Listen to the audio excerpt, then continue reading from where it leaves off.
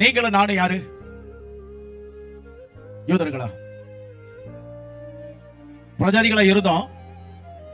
வாக்குத்தத்தத்தின்படி, புதிய உடன்படிக்கையின் வாக்குத்தத்தத்தின்படி நாம் இப்பொழுது புறஜாதிகள் அல்ல.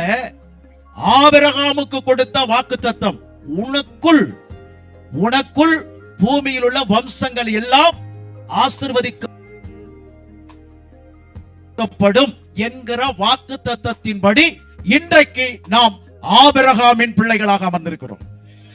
எத்தனை பேருக்கு நான் சொல்றது விளங்குது? நாம் புறஜாதிகள் தான், நாம் யூதர்கள் அல்ல. ஆனால் இன்றைக்கு இருக்கிற யூதர்களை விட நீங்களும் நானும் பாக்கியவான்கள். யூதர்கள் தேவனால் சந்ததி என்கிறதான வழியிலே பார்க்கும் பொழுது பாக்கியமானவர்கள் அவர்கள். ஏன்னா அந்த சந்ததிக்குத்தான் வாக்குத்தத்தத்தை அள்ளி வழங்கி இருந்தார். ஆனா அன்னைக்கே தேவனிடத்துல ஒரு திட்டம் இருந்தது. அந்த திட்டம் என்ன தெரியுமா?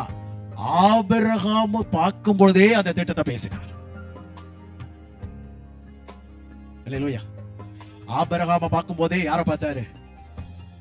ஆபிரகாம பார்த்த போதே யாரை பார்த்தாரு? எத்தனை பேர் விசுவாசிக்கிறீங்க?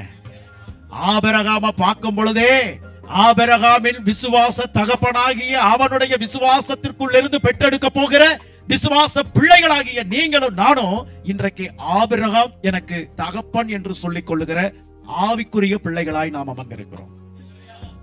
ஆபிரகாம் விசுவாசித்தான், அது அவனுக்கு நீதியாக எண்ணப்பட்டது. நான் விசுவாசிக்கிறேன், இது எனக்கு நீதியாக எண்ணப்பட்டது.